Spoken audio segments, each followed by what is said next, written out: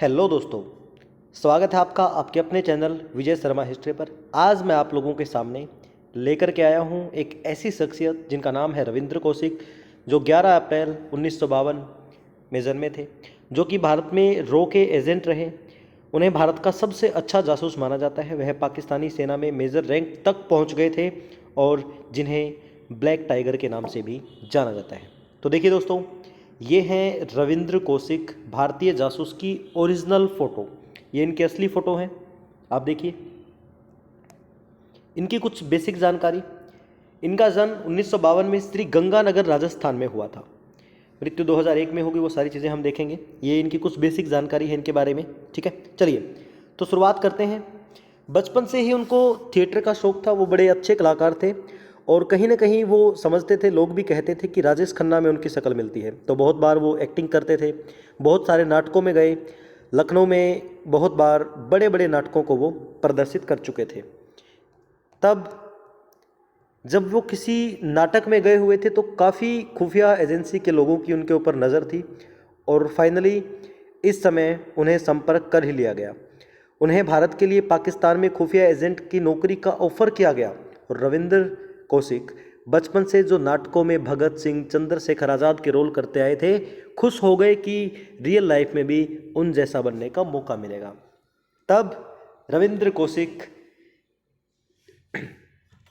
जो है रो को ज्वाइन कर लेते हैं और उन्हें 2 साल का दिल्ली में प्रशिक्षण दिया गया, ट्रेनिंग दी गई। रो में डायरेक्ट भर्ती हो चुके थे वो। उन्हें ट्रेनिंग जो दी गई, स्टार्टिंग में इस्लाम की धार्मिक शिक्षा सिखाई गई, पाकिस्तान के बारे में बेसिक बेसिक बातें बताई गई, वहाँ की स्थलाकृति कैसी है, कैसा विवरण है, कैसा क्या है, सब कुछ उर्दू फारसी सब कुछ सिखाया गया उनको। अब क्योंकि रविंद्रनाथ टैगोर श्री गंगानगर के थे तो वो अच्छी तरह जानते थे कि पाकिस्तान के हिस्से में जो बोली जाने वाली भाषा है वो पंजाबी है और पंजाबी में वो निपुण थे। गंगानगर जो है वो पाकिस्तान और पंजाब के बॉर्डर पे ही है राजस्थान में। लेकिन फाइनली वो समय आया जब उनको पाकिस्तान में भेजा गया 75 में, यानी इंदिरा गांधी के टाइम पे उनको पाकिस्तान भेजा गया और उनका नाम बदल दिया गया नबी अहमद शाकिर। नबी अहमद शाकिर बनकर के वो पाकिस्तान में एंट्री कर चुके हैं और जाते ही उन्होंने कराची यूनिवर्सिटी में दाखिला लिया और वहाँ पे LLB की। सोचिए, एक भारतीय वहाँ जाकर के फर्जी डॉक्यूमेंट बनवा करके LLB के लिए एडमिशन ले लेते हैं। LLB करते करते उनका विचार था नहीं आगे कुछ, बस यही था कि वहाँ से खुफिया जानकारी भेजें। लेकिन बाई चांस उन्होंने देखा कि पाकिस्तान आर्मी में कुछ भर्तियाँ निकली हैं, उन्होंने अप्लाई कर दिया, वो भर्ती हो गए। देखते देखते वो एक बड़े अधिकारी बन गए और फाइनली वो मेजर तक पहुँच गए। कितनी ज़्यादा मेहनत की उन्होंने कि वो मेजर बन गए पाकिस्तान की आर्मी में। उसके बाद उनको एक स्थानीय लड़की जिसका नाम था अमानत, उससे प्यार हो जाता है। वो उससे शादी कर लेते हैं। कहीं ना कहीं शादी करने की एक वजह ये भी थी कि पाकिस्तान में और सेफ फील करेंगे वो, और उनका एक बेटा भी हो जाता है।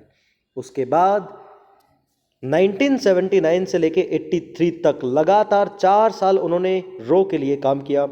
बहुत बड़ी बड़ी जानकारी उन्होंने भारत के रक्षा बलों को दी और काफ़ी मददगार साबित हुए भारत के लिए। बहुत बड़ी बात है ये। उनके इस काम को देख करके तत्कालीन प्रधानमंत्री इंदिरा गांधी ने उनको ब्लैक टाइगर का नाम दिया था। बहुत खुश हुए थे इंदिरा गांधी भी उनसे।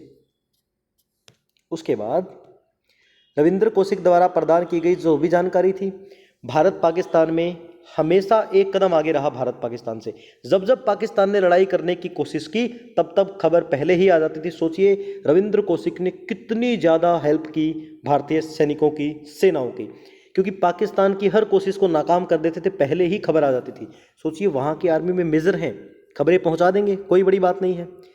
लेकिन सितंबर 1983 में एक और भारतीय जासूस को भेजा गया ब्लैक टाइगर से संपर्क करने के लिए, और इनायत मसीहा के नाम से। लेकिन अफसोस कि उस एजेंट को पाकिस्तानी खुफिया एजेंसियों ने पकड़ लिया और रविंद्र कौशिक की असली पहचान का पता लग गया। सोचिए क्या हुआ होगा पाकिस्तान के साथ कि हमारी आर्मी में एक मेजर है जो कि भारत का जासूस है, यानी इस घटना को सीरियसली लिया जाएगा। फाइनली कौशिक पर सियालकोट की एक पूछताछ केंद्र में 2 साल तक अत्याचार किया। इतना टॉर्चर किया गया कि 2 साल तक उन्होंने लाइट नहीं देखी कभी। एक बंद कोठरी में कर दिया गया, उनको बंद कैद कर लिया गया उनको लाइट देखने को तब नसीब होती थी जब उनसे पूछताछ के लिए बाहर बुलाया जाता था। अदरवाइज सोचिए 2 साल एक कोठरी में बंद जहाँ पे लाइट नहीं है, सनलाइट नहीं है, देखने को कुछ नहीं है। और फाइनली 1985 में उन्हें सज़ा ए मौत सुना दी गई, फांसी की सज़ा दे दी गई। लेकिन बाद में पाकिस्तान की सुप्रीम कोर्ट ने उनको उम्र कैद की सज़ा दे दी। जो फांसी की सज़ा थी वो बदल दी, उम्र कैद की सज़ा दे दी और उन्हें 16 साल तक सियालकोट, कोट लखपत और मियांवाली अनेक जेलों में रखा गया, अलग अलग जगह पे रखा गया। वहीं कौशिक को टीबी, दमा, अनेक प्रकार की बीमारियां हो गई, जेल में पड़े पड़े। चुपके से वे भारत में अपने परिवार के लिए पत्र भेजने में कामयाब रहे। कहीं ना कहीं से उन्होंने जुगाड़ लगाया और पत्र भेजे। उसमें उन्होंने अपने खराब स्वास्थ्य के बारे में भी बताया, पाकिस्तान की जेल में जो टॉर्चर किया जा रहा है उसके बारे में बताया। लेकिन भारत सरकार और रॉ एजेंसी उनको खोज नहीं पाई।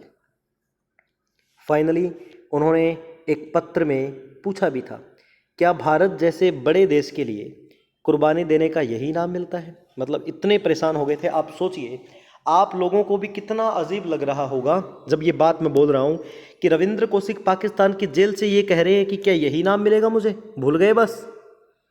और फाइनली नवंबर 2001 सेंट्रल जेल मुल्तान में फेफड़े यानी टीबी की बीमारी के कारण उन्होंने दम तोड़ दिया।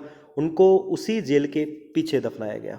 दोस्तों, रविंद्र कौशिक के जीवन पर आधारित ऐसा बताया जाता है कि 2 फिल्में बनी हैं। एक था टाइगर जो कि 2012 में आई थी, और एक मूवी है रोमियो अकबर वोल्टर, ये 2019 में आई थी। एक आई थी 2012 में, एक 2019 में। अब ये तो आप लोग ही डिसाइड करेंगे, जैसा आप लोगों ने जीवन इनका देखा है, कि कौन सी मूवी इनके जीवन पर आधारित थी। आप लोगों को कैसी लगी रविंद्र कौशिक की स्टोरी, मुझे कमेंट करके बताएं। और ऐसी ही खुफिया जानकारी, ऐसी ही खुफिया स्टोरी आप लोगों के सामने मैं लेकर के आता रहूँगा।